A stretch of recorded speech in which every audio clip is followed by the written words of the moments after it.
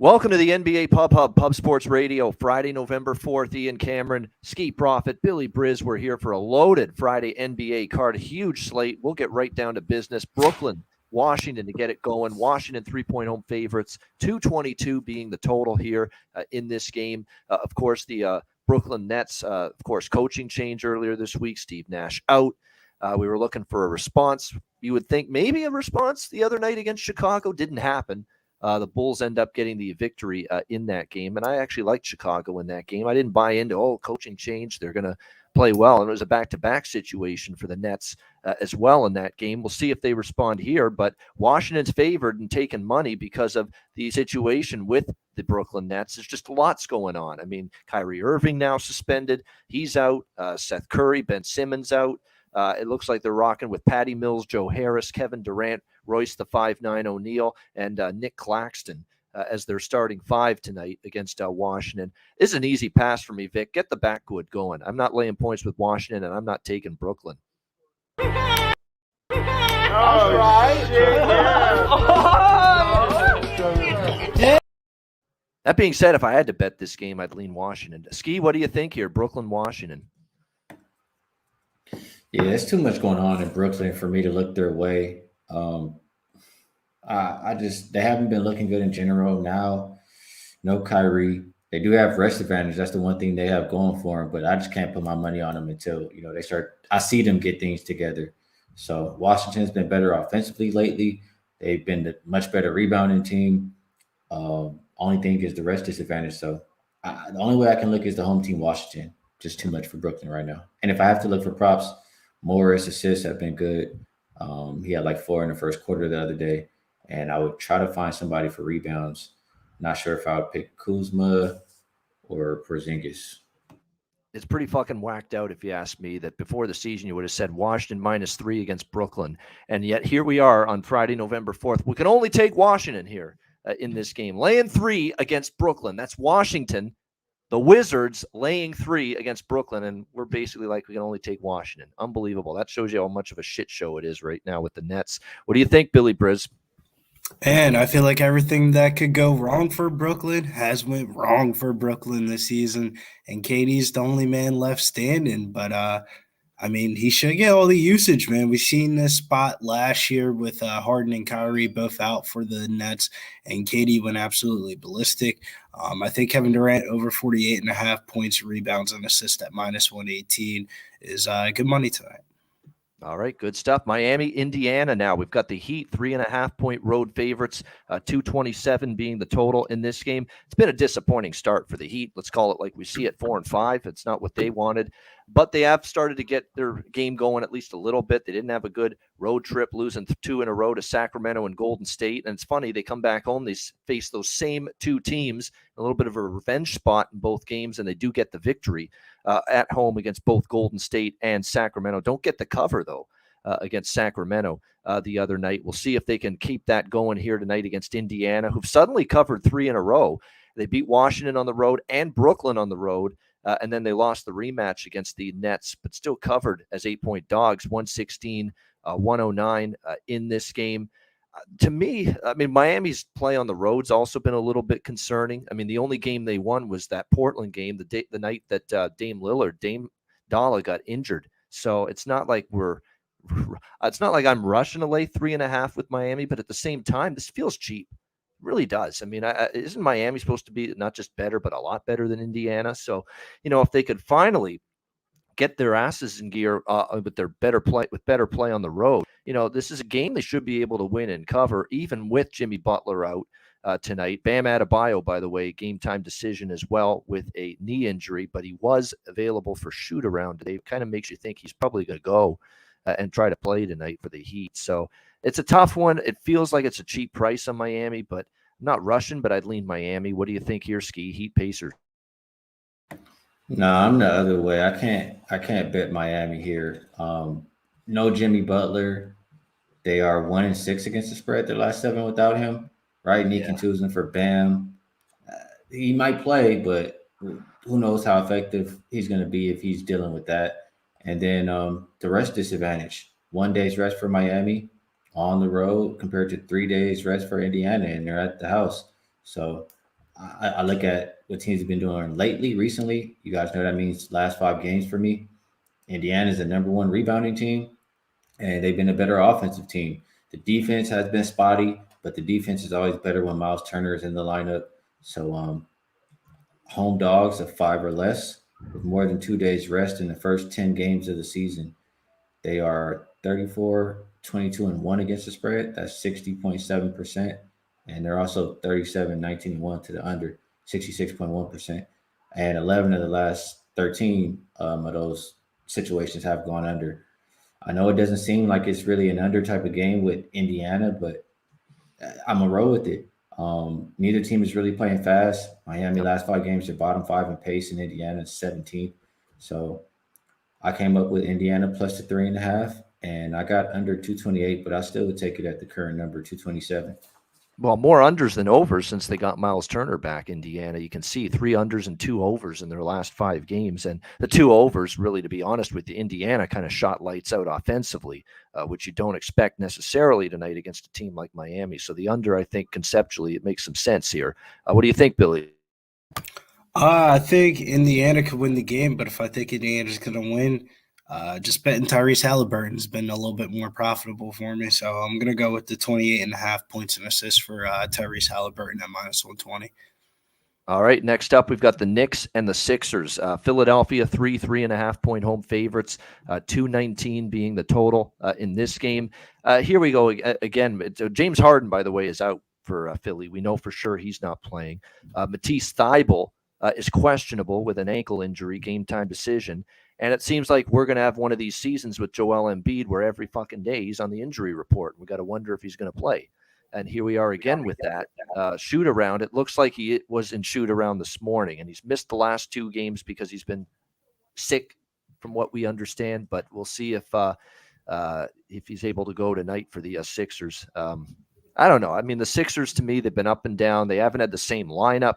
They haven't had the same starting 5. They haven't been able to gain any cohesion, any rhythm, to their season so far, which is why they're 4-5. It's not like I'm in a rush to back the Sixers, although you would think they'd step up after a 10-point loss at home to Washington earlier this week, which I thought was a good spot for Washington. I took them with the points in that game. They should bounce back here, but laying points with them when you're not sure, you don't have Harden, you may not have Embiid, and Thybulle, key defender, questionable. But at the same point in time, I don't know what happened to the Knicks the other night, honestly, against Atlanta. I think we saw a good first quarter, and then after that, the roof kind of caved in, and Atlanta just took over from that point on and won the game in dominant fashion, going away 112-99. That's now 3 straight losses for the Knicks. They're just 1-3 straight up, 0-4 against the spread in their last 4 games. I do like them catching points in this role sometimes, though. We know they can be at times a decent underdog bet, but I don't know. I don't like the negative trajectory of this basketball team at the moment. So it's a really tough game for me. It's unfortunate. These first 3 games are very tough. I don't have a strong opinion on any of them. I do have some strong opinions later on, but not these first 3. But lean Philly, I guess, but it's not something I'm in love with. That's for sure. Skee, what do you think here? Knicks and Sixers. Yeah, that last game for the Knicks is enough for me to put them on my hell no list. Like, I want nothing to do with you giving up a 20-point lead and losing by like 20. You know what I'm saying? That's a red flag. So no way in hell. My bet in New York, Philly. Who knows what they're going to look like without James Harden? We'll see if Embiid is out there. So I think if you're making a play in this game, you wait and see if Embiid is playing. If he's not, obviously probably go maxi points, and also you can probably look at Robinson or Randall rebounds, somebody on the other side. So props would be the way to go, but have to wait on the injury report. Yeah, definitely. I think that's going to be something you stick with this year. Whenever you don't see Embiid play, you roll back to Tyrese Maxey. And especially a night like tonight, because James Harden's not playing either. So where's the offense going to come from? You would think this is a night where Maxey's shot volume goes up if that's the case. What do you think here, Billy Briz, Knicks Sixers? Yeah, I'm with you guys. Harden coming out, Maxey should get more usage. More Maxey usage means faster paced games. And I think this could go over the number if Embiid's in 5-2 in the last 7 for the Knicks towards the over, and 4-1 towards the over in the last 5 games for the Sixers. But no actual bet here for me on this game. Too much going on. Too much going on. All right, next, there's a lot going on this next game injury-wise for the Cleveland Cavaliers as they take on the Detroit Pistons. Cleveland 5.5-point road favorites, 220 the total in this game. If you're wondering why we've seen the line drop, money come in on Detroit. Cleveland opened 7 down to 5.5. It's because Darius Garland limited in shoot around. He's a game-time decision, questionable as he continues to still battle his way back from a knee injury. He returned last game against the Celtics and played well, 29 points, leading them to a terrific victory. And I stuck to my guns in that game. I said, I don't give a shit about Boston revenge. This Cleveland team is bet on all the way right now, the way they're playing. And sure enough, I came back to the Cavs after taking them last week as well against Boston, and they get the 2-0 sweep over the Celtics at home on the road last week and at home again this week. But their backcourt is banged up tonight. Garland's questionable. Donovan Mitchell was also limited in shoot around this morning, left ankle sprain that he suffered in the win against Boston. He's questionable, and you're talking about guys that are giving you 31 and 16 points per game per night for this Cavs team. So you're already talking about a depleted backcourt with the likes of Rubio out, Windler out, Raul Neto's a game-time decision. So you've got a ton of guard injuries at the guard position right now for Cleveland going into this game. So that's concerning. That's probably why the money's come in on Detroit. If they get these guys in, I'd lay the points. I mean, it's bet on Cleveland or pass, even with these guys questionable. I'm not betting against Cleveland. I'm not fading Cleveland. Cleveland's been putting money in my pocket game in and game out this year here in the NBA. I'm not going against this group right now, but I would definitely pump the brakes on backing them until we see who's in for the Cavs tonight in this game. Skee, what do you think here, Cleveland and Detroit? My bad.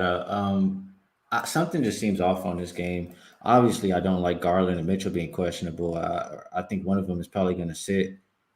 Detroit this has been their role, like the home dog of more than 6, and it's coming down. Like they were 7-point dogs, now it's 5.5. So it's probably one of those guys are sitting, and this could be like a letdown spot for the Cavs coming off that big game. So, and a spot where Detroit gets back on track after getting beat down. So I probably will look more towards the Detroit side if I'm going to play this one, and it doesn't coincide with my recent performance numbers, so I won't be playing. All right, passing in this one. All right, Billy, Cleveland, Detroit. Yeah, backwood for me on this game. If the guys are in, I think the Cavs' first half is a lean at -3.5 at -115. But I'm with Skee. I think one of them are going to sit, either Garland or Mitchell. So a pass for me, backwood. All right. Yeah. All right, we got Boston now hosting Chicago. Next up, we've got the Celtics 7-point home favorites, 224 being the total in this one. It's a very up and down start to the year for Boston. They've lost 3 of their last 4, and they actually lost to Chicago, the team they're playing tonight just recently in Chicago, 120-102. It was their worst game of the season, essentially, for the Celtics. We'll see if they can bounce back here. The Celtics, look, unfortunately, 3-point shooting did them in against Cleveland. They had a really rough night from the perimeter. Jaylen Brown was 3 for 10. Tatum was 2 for 9. The team was 11 for 41 from distance in the loss against Cleveland. So it was just, I think it was a bad shooting night. Now, defensively, they weren't that bad, but couldn't get key buckets when they needed them in the win against the Cavaliers. We'll see if they are able to bounce back here tonight against Chicago. Certainly a revenge factor. Boston obviously got beaten up pretty badly by the Bulls just a couple of weeks ago. Chicago, though, they've won 2 in a row against Brooklyn and Charlotte going into this game, playing some better basketball. And I always prefer this team catching points as opposed to laying points. They were good enough to beat Brooklyn earlier this week, but it is 3rd game in 4 nights for this team. For Boston, you talk about rest advantage. They've had their games spaced out. You know, they played October 30th last Sunday, and then they played again on Wednesday, and now they're playing tonight. So they've had a nice little stretch where they've had a break in between games recently. So I don't know. It feels like a Celtics spot tonight personally. Maybe a first half full game split on Boston just based on the situation. But I don't know. I mean, the Celtics to me are still not playing at the level that I love, but I lean to them a little bit here. What do you think, Skee? Chicago Boston?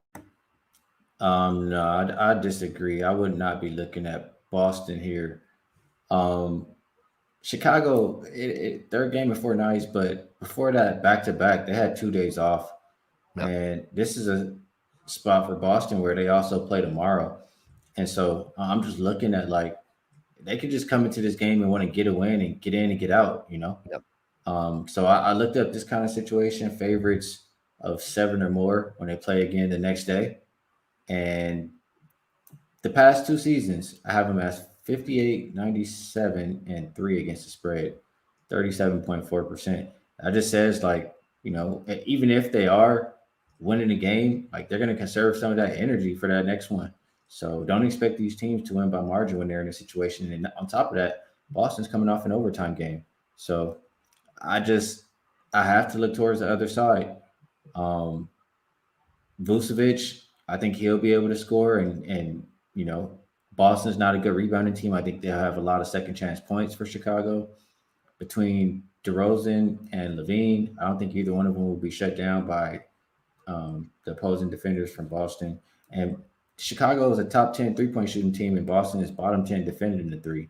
So for all of those reasons, I think Chicago can, keep this one competitive and stay within the 7 points. Al, we saw Boston looking to avenge a loss to Cleveland. They still lost the game straight up in ATS in the rematch. So who's saying it can't happen again here against Chicago? Just because they're avenging a loss doesn't mean things are going to be dramatically different. So Skee's liking Chicago here with the points. Billy, what do you think? Bulls Celtic? I love Jason Tatum over 26.5 points, minus 125. He's been getting towards the bucket this year, missed it in the last game, but he's been hovering right around that total. I think he goes over tonight. Pretty shallow total. I think that should be around like 28.5, but it's at 26.5, one of my favorite plays of the day. Charlotte and Memphis now next up here. Hornets, Grizzlies. Memphis laying a big number in this one, 11.5. Point home favorites, total currently around 227 down to 226.5 in some spots as well. We know Memphis has had a bit of an up and down start to the year. They've started the year with some key injuries. They missed Jaw for a game. Desmond Bain missed some time. Steven Adams has been banged up. They haven't even had Jaren Jackson yet.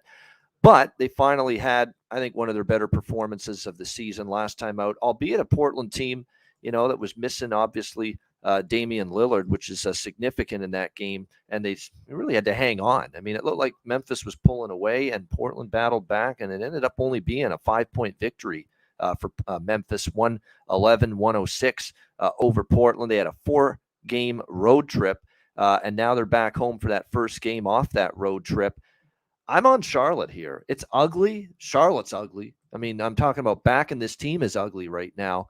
But we're talking about a blowout loss that they suffered at the hands of Chicago, 106-88.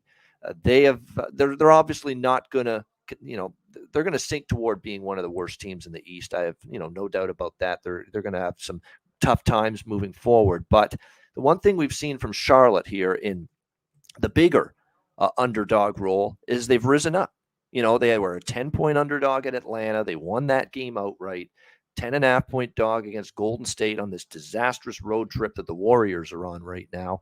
They won that game outright too. So double-digit dog, this has been their role, Charlotte here. And I don't love this situation and travel spot at all for Memphis, coming home off a long road trip, most of it through the West. So, and are they still playing the kind of defense to close out games strong? Well, if you look at the Portland game without Lillard, the answer is no, because they let the Blazers right back into that game in the fourth quarter. So I'm going to take a shot here. It's a team that's not going to be very good long term, but you can't deny, I think, the situation's in their favor here tonight. So I'm going to take a shot with the Hornets here off a blowout loss to Chicago that they'll show up and compete tonight against a Memphis team I don't like in this spot. So Charlotte for me plus the points. Skee, what do you think here, Hornets and Grizz? Backwood. I'm not playing this one. All right. Yeah. Scoring is a concern. You're right about that in terms of the injury situation for Charlotte. You're right. They've been they're talking about Ball, of course, hasn't played this year. Hayward's out now. Rozier's always been a game time decision all year. Who's going to score consistently for them? That is true, but Memphis defense has been leaky. I'm hoping that's the case tonight. What do you think here, Billy? Yeah, I'm off of this game, man. Backwood. All right. Yeah. All right, this next game is my backwood. Clippers and Spurs. We got the Clippers 3.5-point road favorites, 225.5 the total. Although, again, you're talking about looking at the rosters that we're dealing with here. You've got to think Clippers are a better roster right now, even with their early season struggles than the Spurs. But again, Covington and Kawhi remain out for this team. The Spurs are, that looked like a Spurs performance that I expected from them from day one this year when they get absolutely destroyed by Toronto. 143-100 the other night. Ugly loss for Greg Popovich and the Spurs. To me, this is cheap on the Clippers. Maybe they're starting to get things going. I mean, can you make a big deal of them beating Houston by 8 on the road and finally snapping their ATS losing streak? I don't know, but it feels like it's a cheap number on the Clippers. But at the same time, one thing I know about Pop teams, regardless of how good or bad they are year in and year out, with that guy as the coach, when you have that kind of loss, I expect effort the very next game. So I think you'll see it from the Spurs tonight, but will it be good enough? I don't know. And I don't care to bet to find out either. So backwood this one for me. All right. Yeah.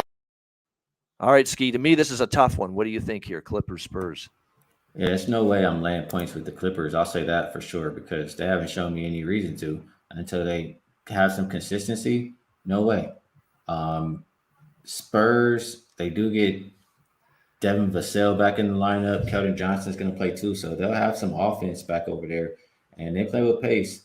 So it's tough because the Clippers are an under team. I think the thing I feel most confident here with between side and total is the Spurs plus with those guys back in the lineup, or maybe even, probably Spurs plus. But the better thing, I didn't catch the number. Jakob Poeltl, I'll be looking towards his double-double or rebounds or something like that because Clippers have been the second worst rebounding team in the league the last 5 games, and I think he can take advantage. All right, looking at Jakob Poeltl, Skee in some form here from a prop standpoint. It looks like Jakob Poeltl rebounds here tonight, 9.5. His double-double prop tonight in this game is around plus 120, plus 130. So that's what we're looking at there with Jakob Poeltl for the San Antonio Spurs. Billy Briz, what do you think here, LA, San Antonio?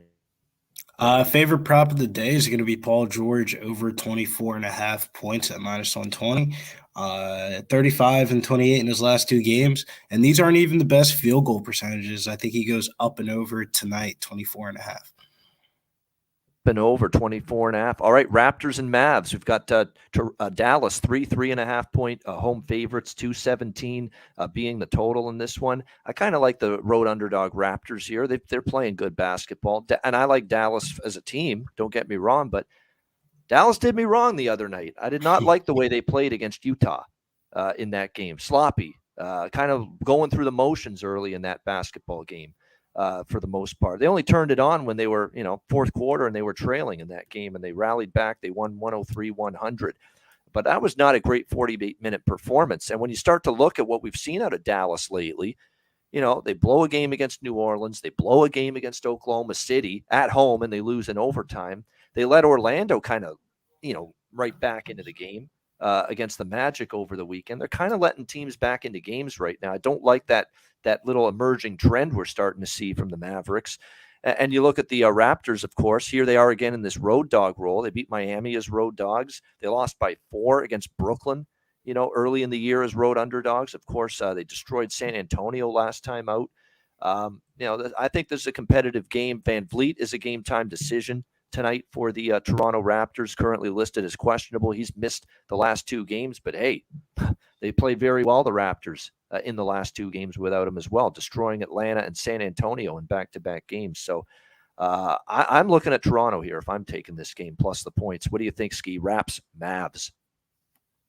Yeah, I would look towards Toronto too. I just think they've been playing better basketball lately. They're top 10 offensive rated, defensive rated, and rebounding team the last 5 games.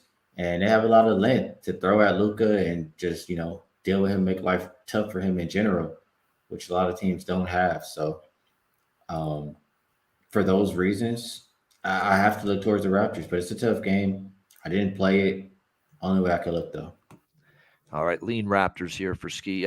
They're all playing pretty well right now, Pascal especially. No question for the Raptors at the moment. What do you think here, Billy? Raptors, Maverick?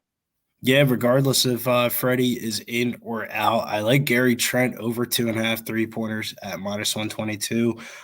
Throughout the first 8 games of the season, averaging 20 points, 3.3 triples. I think he gets up and over tonight, that 3-point total in Dallas. There we go. Liking him over the point total, Gary Trent, in this one. All right, next up, we've got the, oh my gosh, it's a nightmare on nightmare at Oracle, or I don't know what you want to call it, but it's a nightmare right now for the Golden State Warriors. Their road trip from hell continues tonight in the Big Easy, taking on the New Orleans Pelicans. We've got New Orleans 10.5-point home favorites, 227.5 the total. I'm not falling into this trap like I did last year. You're going to look at it and say Golden State's 3-6. I remember the Golden State Warriors went through this horrendous run at one point last year. It looked like the season was falling apart. It looked like everybody hated each other. Like Steve Kerr, the people he had lost, his message wasn't getting across anymore to players. All this shit was going on last year. And what ended up happening, they rallied the troops. They went on a run in the playoffs and they became NBA champions, at the end of the season. So, I mean, it's a long season. I'm just saying, let's calm down. Let's cool the waters a little bit. Let's not say that Golden State is frauds. Let's not say that Golden State is just, can't turn this thing around, because they went through some tough times and bad road trips and all kinds of crap last year too. And they still ended up winning the NBA championship. So I don't know here. I mean, obviously everybody now is seeing how bad things have been on this road trip for Golden State. And it's been a disaster. Blowing leads, no defense, no cohesion on the basketball court. Even the offense has come and gone ice cold at various times during some of these recent games. But to think that they went on this road trip, you're playing Charlotte, Detroit, Miami, and Orlando. You're playing the Sisters of the Poor on this road trip outside of Miami so far in these first 4 games, and you've lost every single one so far, and you haven't even covered either. 0-4 straight up, 0-4 against the spread on this road trip. And now you factor in the lineup that they're going to be rolling out there tonight. Andrew Wiggins out, Klay Thompson out, Draymond Green out, Steph Curry out. It's not delivery, it's DiVincenzo. May not even play tonight. He's a game-time decision for them. I mean, it's just going to be a depleted, shorthanded team that is staring at the prospects of Jordan Poole, Moses Moody, Jonathan Kuminga, JaMychal Green, and Kevon Looney being their starting 5 tonight. And everybody's piling on and hammering the Pelicans here. But here's the counter argument. The Pelicans are off a 3-game road trip, first game home. It's not exactly a great spot for them. Off the overtime loss to the Lakers. Man, that game, I'm telling you what, if you make your free throws, New Orleans, you win that basketball game the other night. And sure enough, who knew Matt Ryan, the basketball player, would be playing better than Matt Ryan, the football player right now? But that's the way it's gone right now. He hits the big 3, forces overtime the other night for the Lakers. They get the win. It's not a great situational spot for the Pelicans. And now you got to lay 10.5 after all the news about the Golden State absences and who's sitting out tonight. So if you got the Pelicans early, great. If you're thinking about betting them now, I'd fucking pump the brakes. I'm not ready to lay 10.5 in this spot. Skee, what do you think here? Warriors, Pelicans. Yeah. If you got in early, it looks good right now because the line is obviously shot all the way up to double digits, and Pelicans should be at full strength here. All their guys back, and Golden State not.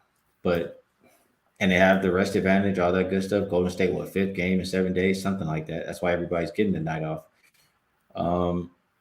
I just, like I said, if you got it early, you should cash. I just see it too many times when the stars sit out and the team doesn't even care no more. They're just like, oh, we got to win. We're going to just go out here and do whatever we want.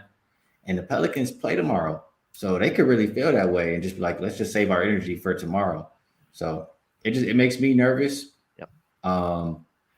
So I'm not on the game, but I wish anybody who got that good number good luck. Yeah, I mean, I think now watch this game be like a 6-point game with 2 minutes to go. That's what I'm thinking tonight. Because I've seen this movie before play out multiple times. Everyone's out to one side, and everybody plays their ass off, getting these minutes, getting these opportunities for the Warriors tonight. Hey, thinking about it, I think the over is probably the play because the only people who play defense for Golden State is the starting 5, and all of them people are out. So no defense probably will be played in this game. Yeah, and they're betting it under because they see, Curry out, Thompson out, all these guys out. Yeah, but maybe the guys that are coming in are just going to want to roll the ball up and down the court and score some points and maybe not get back in transition defense. You might see that a lot, especially with a lot of younger players that don't get the minutes usually that they're going to get tonight playing for the Golden State side. Billy, what do you think here, Golden State, New Orleans? Slight lean. The first half of the back-to-backs got me a little bit questionable in this one, but I like the Zion Williamson over 36.5 points, rebounds, and assists. His minutes have been trending upwards. His play has been trending upwards, but I don't know, man. I got to do a little bit of history about his back-to-backs because he could get limited here. And if they do blow him out and you get short amount of minutes, that might not hit. So slight lean towards the Zion over points, rebounds, and assists. All right, Portland and Phoenix next up in the desert. We got Phoenix 12-point home favorites here, 218 the total in this game. This is one of those unfortunate situations because you've got Anthony Simons out. You've got Damian Lillard out right now for the Blazers tonight. So that's essentially the starting backcourt out for Portland tonight, which means it's going to be Shaedon Sharpe, Keon Johnson slated to be the starting backcourt tonight for Portland. All I got to say is good fucking luck matching up with Paul and Booker for the Suns. You talk about backcourt mismatch. That should be one in favor of Phoenix tonight. And, add a little extra spice to this matchup is the fact that Phoenix actually lost to Portland earlier in the season. It was very early in the year, and Phoenix lost in overtime at the formerly Rose Garden. Now it's something else, Moda Center, 113-111. They lost in Portland. So Phoenix probably, they haven't lost since that game, honestly. And they haven't lost a game other than that game at Portland, the Phoenix Suns. 6-1 straight up, 5-2 against the spread. This is the one spot on the card for me that is a double-up spot. I'm going with the old J Money Smack City special here. First half full game split on Phoenix in this game, laying the points. First quarter, if you like Kiwi says in the chat, I wouldn't talk anyone out of that either tonight. I just think this Portland team, look, I mean, we saw it the other night against Memphis too. Without Dame Lillard, it hurts. And they fell apart against Miami, the game he got hurt. And now Simons is out too, who's been a very good player for them. So it's tough sledding, in my opinion, tonight for Portland. So I like the first half full game split. Now, I got a better number than what's out there right now because I bet it several hours ago. But it's up to 7.5 right now, the first half, and the full game's up to 12. So, but I still will endorse it, even with the loss of the value. What do you think here, Skee? Portland, Phoenix. Yeah, it looks like should be Phoenix here. I don't like that they play tomorrow, but they have the rest advantage, and Phoenix has been this team lately where it's just like the same Phoenix as years past. When they win, they cover. So the number doesn't scare me. A lot of offense missing from the Portland side with Lillard and Simons out. I see them really struggling to score. So the only way I can look to play this game is Phoenix minus the points, and I like the full game under because neither team is playing with pace here. You're missing your starting point guards, missing a lot of scoring. It just seems like an under game. All right, lean into the under. I could definitely see that because I don't know where the points are going to come from for the Blazers in games especially with their entire backcourt out, their entire starting backcourt out, Simons and Lillard. It's going to be tough sledding probably to get points. And the under's been hammered, by the way, 221.5. It's down to 218 now in most spots. Billy Briz, what are you liking here? Blazers, Suns. Well, let me tell you, Babano, where the points are going to come from the Blazers side. Shaedon Sharpe, man. He's going to go over this 13.5 tonight, minus 110. Pretty low number for Sharpe's got to get all the minutes, man. I mean, I don't see who they put out there at point guard tonight. Besides Sharpe, he's been getting some praise in the media of recent. I think he's going to go up and over that 13.5 total tonight. All right, and he's obviously the guy that's got to fill those enormous shoes that a guy like Damian Lillard leaves behind. So we'll see if he can do that at least a little bit. It's not like we're asking him to get 30, 35, 40 points like Dame would. We're just needing 14 out of him. We'll see if he can hit that mark tonight. All right, Milwaukee, Minnesota, Bucks and Wolves. Milwaukee, 3.5-point road favorites here, 227 the total in this game. Keep an eye on the situation with the Bucks here tonight because they've got a laundry list of players on the injury report. Looks like Giannis is playing, but Pat Connaughton's out, Joe Ingles is out, Chris Middleton remains out for them. On the Minnesota side, Anthony Edwards looks like he's going to be a game-time decision tonight, questionable with illness. For Rudy Gobert, same thing. Looks like he's on the injury report and questionable as well for Minnesota tonight. So that's a big two pieces to this Wolves team, something you're going to want to keep an eye on if you're going to get involved in this game. But, you look at the way Minnesota's been going here, the last 2 road games for them, ugly is the best way to describe them. Actually, they weren't bad against Phoenix, but, they fell behind and could never make up the deficit. They lost by 9 and losing like they did against San Antonio. 107-98, 6-point road favorites. They lose outright in that game. Not a pretty sight whatsoever. You got Milwaukee. They had that second half where they fell asleep. Because that's what happened. They fell asleep the first of the 2 games against Detroit in the second half. They were in complete control of that game, and they fell asleep, and they only won by 2. And then they absolutely beat the shit out of Detroit in the rematch by 25 the other night. They're playing good ball right now. Tough to step in front of the Bucks. 7-0 straight up, 6-1 ATS. Their last 7 games. It's been a great start to the year for Milwaukee. It's Bucks or nothing for me, especially when you don't know the status of Edwards and you don't know the status of Gobert. So if I'm playing the old Teddy Covers line, I'm laying. Man, I stuck with me all these years listening to that guy. But yeah, I would only look Milwaukee here, -3.5 in this game. Skee, what do you like in Milwaukee, Minnesota? They got a lot of. I don't like the Gobert and Karl-Anthony Towns, being able to be like a kind of a wall against Giannis in the paint. I just don't like the way that matchup seems like it will unfold. But at the same time, I think the Bucks are a lot better. They've been playing better, but they're at a rest disadvantage. So it's another one of those games. Like, you guys know, I'm not shy. When I like games, I'll fire the whole card. But it's just a game I don't feel I have a solid edge on. I lean towards Milwaukee. They haven't lost yet. I couldn't get there. So just a lean. And as you mentioned, they've got some bodies in the paint, some size in the paint to maybe sometimes seal off those easy trips to the rim for Giannis. That often he can get very easily. He may not be able to get that nearly as much when you've got Cat, and especially if Gobert suits up, which we're waiting on whether that will be the case. Billy Briz, what do you think here in Milwaukee, Minnesota? Backwood for me, man. I don't have a good read on this game. All right. Yeah. All right, here we go. Utah and the LA Lakers, final game on this Friday slate, and they're betting the Lakers, ladies and gentlemen.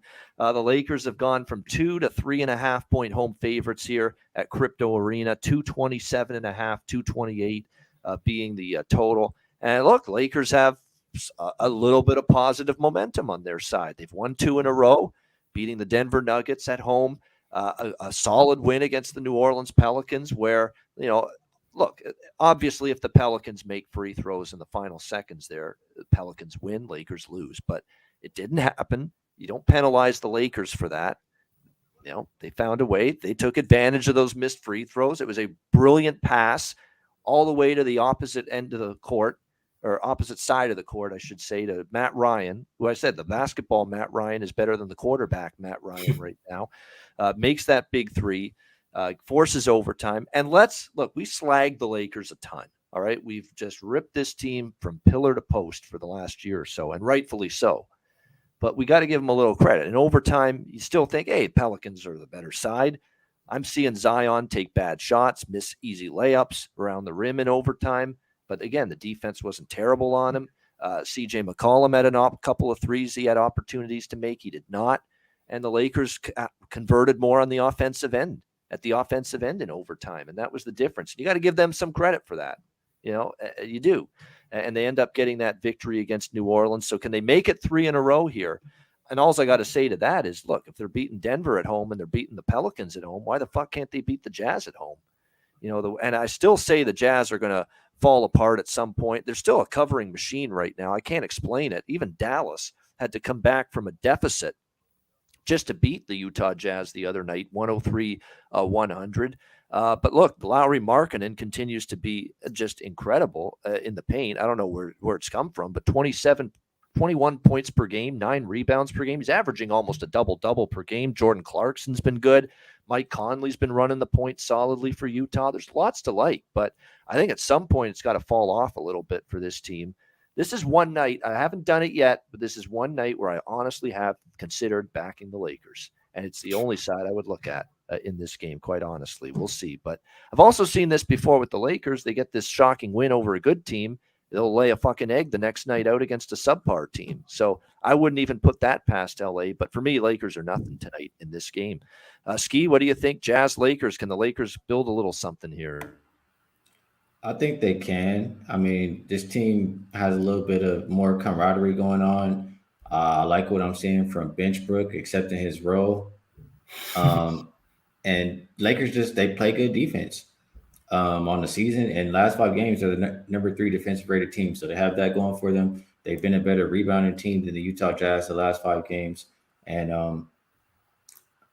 I feel like it's a how do I say, like, they feel like they really got to get it going. If they're gonna make something of the season, they got to do it now, like a sense of urgency type of deal. Because the Lakers are 2-5 compared to the Jazz at 6-3. So I'm with you, Ian. If I'm playing this game, I'm laying with the Lakers.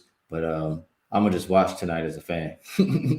Yeah, which often Skee will do that when he often thinks about betting the Lakers. Often he'll just say, "Yeah, maybe I'll just watch the game instead."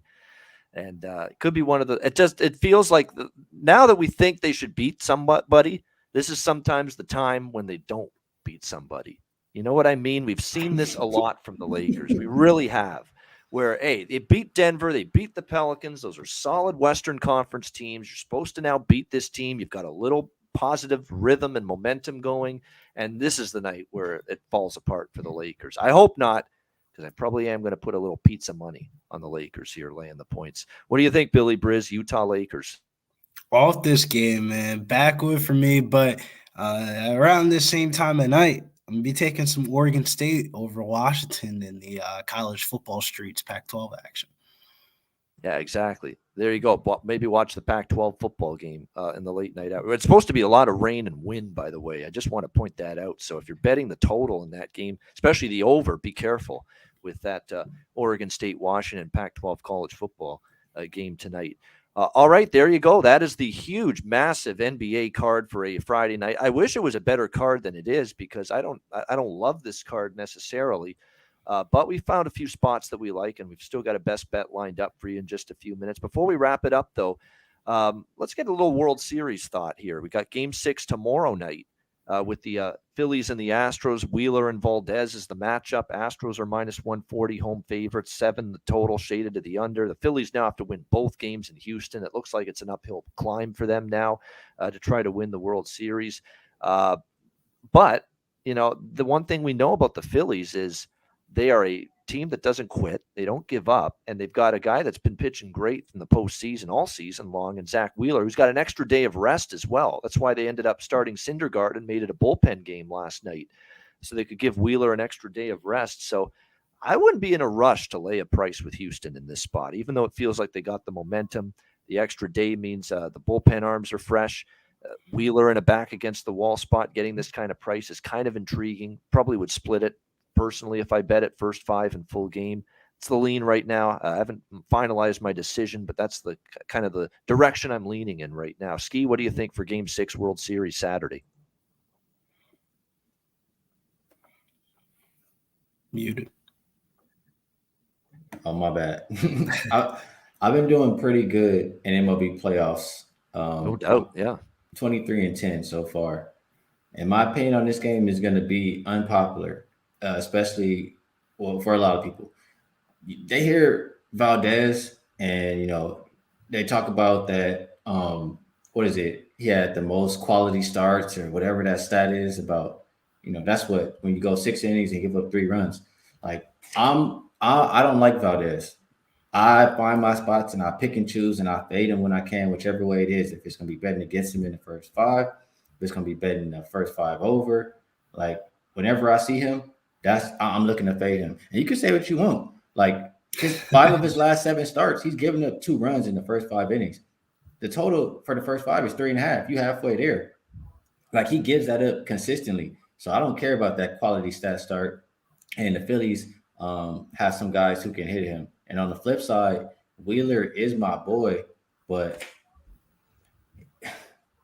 like, I love Wheeler. I've been backing him a lot. Yep. Like, but his velocity's dropping. It looked like his arm is a little bit dead. So if that's the case, he gonna get smacked up just like he did in that last start. So Valdez is gonna give up 2 in the first 5. Wheeler's arm is a little bit dead.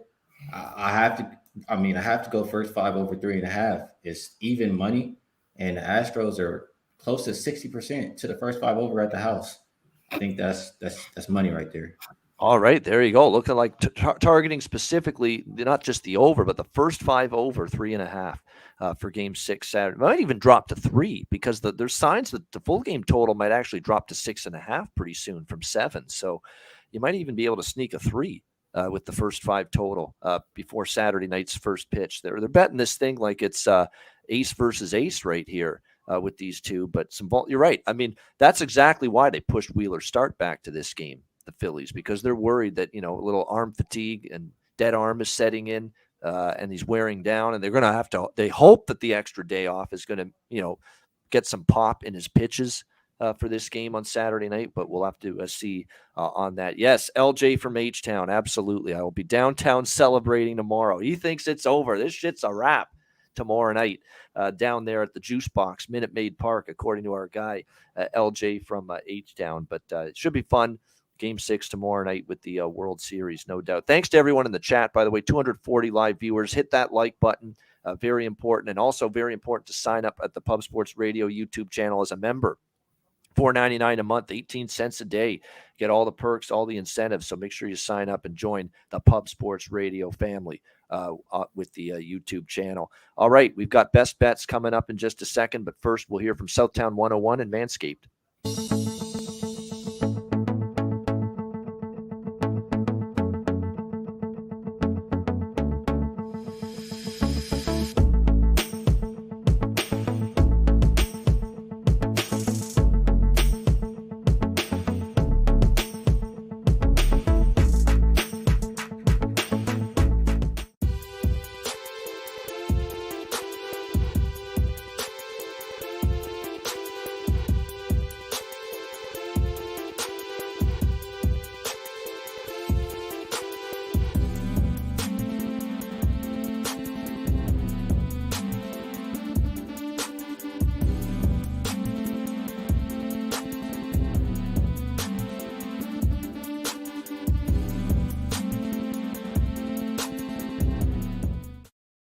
All right, Southtown 101. When you're in San Antonio, Texas, stop in. Great food, drinks, live music, DJs, karaoke, manscaped.com, promo code PUBSPORTS, 20% off your purchase. Lawnmower 4.0, any Manscaped product, 20% off with promo code PUBSPORTS. All right, best bets to wrap up the day, wrap up the show, wrap up the week. Another great week of shows here on NBA Pub Up. Skee, let's start with you. Best bet, what do you like? Yeah, I'm going to go to that one that's, unpopular. People don't like playing. It's an ugly team to play under. I get it with the Pacers, but we're going under the 227. The system that I mentioned earlier in the show is hit the under 11 of the last 13 times, and they were ugly games this year. The 2 this year were Portland versus Memphis, Sacramento versus Memphis. You would think those are over games too. Not so fast. We're going under 227. All right, there we go. Under 227 for Skee with his best bet. Billy Briz, what do you like for best bet for a Friday? Best bet tonight is going to be Paul George over 24.5 points. And then favorite 3-point prop tonight is going to be Gary Trent over 2.5 3-pointers at -122. All right, there we go. Some prop action for best bet here for Billy Briz on a Friday here on the NBA Pub Up. And best bet for me for this Friday card, I'll be honest, for a huge card, you think, man, you got tons of spots you could pick a best bet. And not the case. I thought this was a tricky card.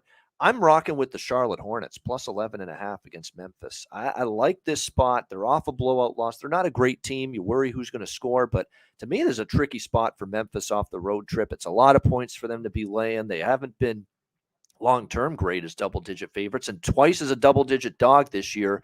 Charlotte not only covered, they won the game outright. So they've been good in this role. Charlotte plus 11.5 against Memphis. Little ugly dog for your best bet for this Friday NBA Pub Up show. All right, that'll wrap up this edition of the NBA Pub Up. Thanks to everyone in the chat for joining us. Hit the like button on the way out. We'll have another great week of shows. Monday, of course, it's an OG Monday on the NBA Pub Up. The original 4 will be with you, Ian, myself, Skee, Dutch, and Wham next Monday. So make sure you join us for the NBA Pub Up as we get a brand new week started on Monday at 4 p.m. Eastern time. Join us for that. Great stuff. Hit the like button on the way out. For Skee Profit, for Billy Briz, I'm Ian Cameron. Have a great Friday night and a great weekend. Enjoy the games and good luck. We'll talk to you again on Monday, 4 p.m. Eastern, another edition of the NBA Pub Up right here on Pub Sports Radio.